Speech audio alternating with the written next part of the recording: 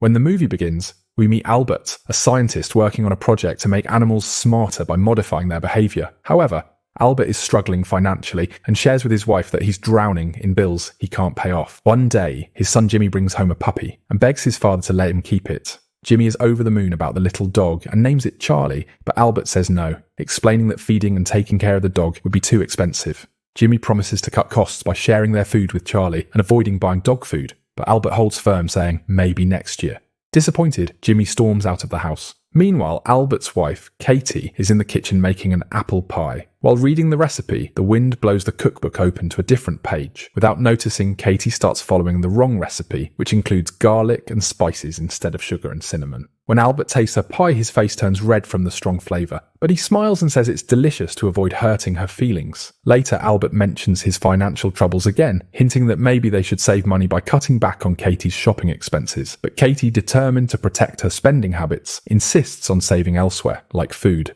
In the middle of all this, Albert's lab is running intelligence tests on various animals, including a duck that struggles with every task it's given. The lab director orders Albert to get rid of the duck, but Albert feels bad and convinces them to give it one last chance. The first test involves a simple puzzle maze, where the animals must navigate through a series of twists and turns to reach a reward. Other animals, like a clever rat and a smart monkey, breeze through the maze with ease, but the duck waddles in circles, quacking frantically at the walls, completely oblivious to the path ahead. When it does manage to move, it heads in the wrong direction. A few minutes in, the duck is still sitting in the middle of the maze. Unfortunately, the duck fails again, and the director demands it be removed immediately. In the sterile laboratory, scientists were so focused on their radiation experiment that they didn't notice the small duck wandering into the testing chamber. Suddenly, the device hummed to life, bathing the unsuspecting bird in a full-body radiation dose. Alarmed, they quickly snatched the duck out and handed it to Albert. Instead of following protocol, Albert made an uncharacteristic decision. He would take the duck home. Perhaps his son Jimmy could care for it. Jimmy isn't thrilled at first. He wanted a dog,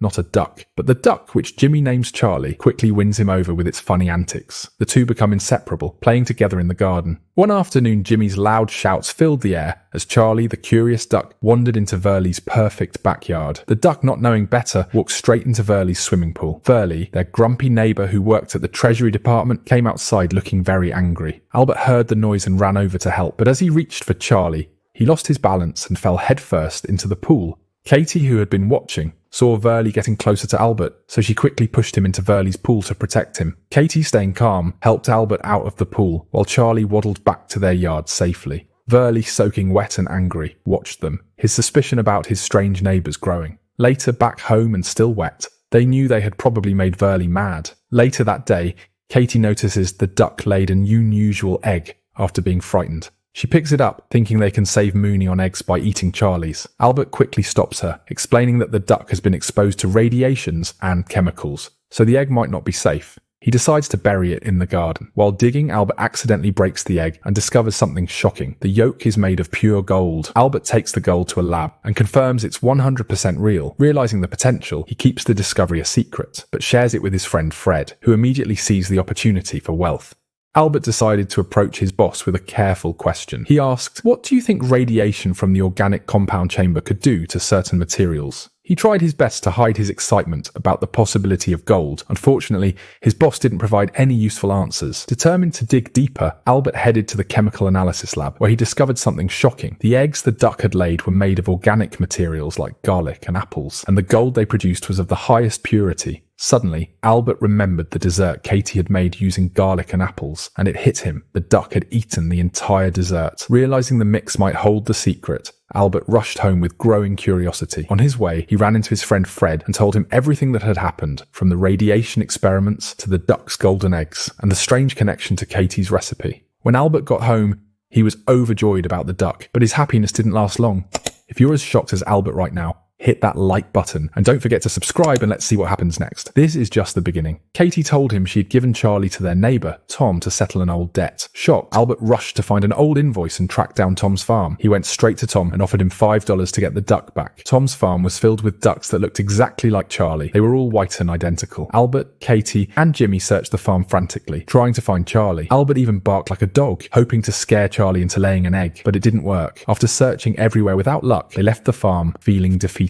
As they walked home, Jimmy called out, "Dad, this duck just followed me all the way from the farm. Could it be Charlie?" Albert picked up the duck, barked again, and sure enough, the duck laid an egg. Albert cracked it open, and there it was, the golden yolk. After returning home, Albert and Fred sat down. They needed to discuss how they would handle the sudden influx of wealth from Charlie's golden eggs. Fred, now fully invested, turned to Albert. "You'll have to share the money with me, but remember, don't change anything about yourself or people will start asking questions." Albert thought about Fred's words carefully. Initially, he'd wanted to buy a new car, but now he realized that any big changes would raise suspicions. Meanwhile, Katie received a shocking call from the bank. They warned her about overdue payments and threatened to take legal action if the debts weren't settled. Panicking, Katie decided to take matters into her own hands. She searched everywhere for the key to the safe where Albert kept the golden eggs, but couldn't find it. At that moment, Charlie the duck, perched on the windowsill, got startled by the neighbours' barking dogs and laid a golden egg in fright. Katie quickly took the egg and rushed to the bank to settle the debts. At the bank, the teller found the gold egg unusual and called the manager. The manager examined it closely and rejected it, saying, "This gold has no government stamp. Only refineries that process gold can accept this." Frustrated but determined, Katie took the egg to a refinery, sold it, and used the money to pay off the debts.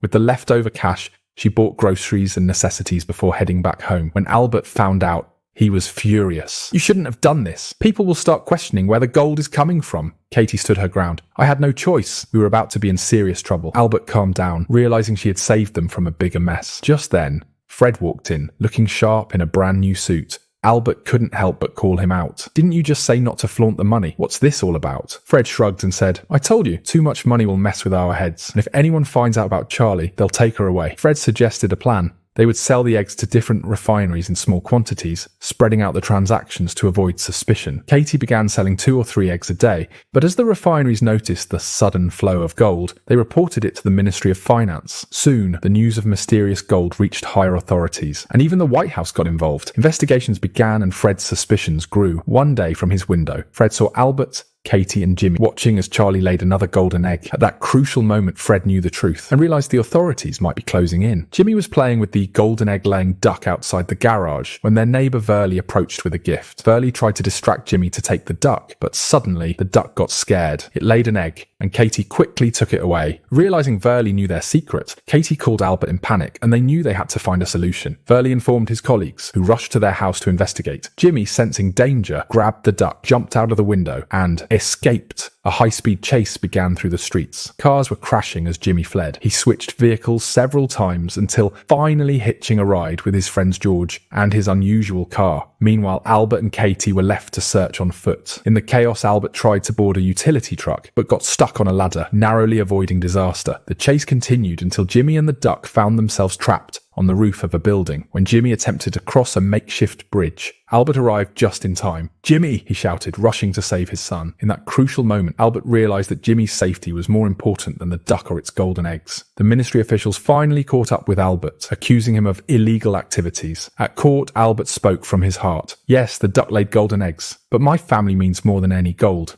Then something unexpected happened. During the trial, the duck laid an egg, but this time it was just a regular egg. There was no evidence of any golden eggs. Without proof, the judge had no choice but to dismiss the case, and the duck was returned to Albert. Thank you for watching, and don't forget to like and subscribe. See you in the next video.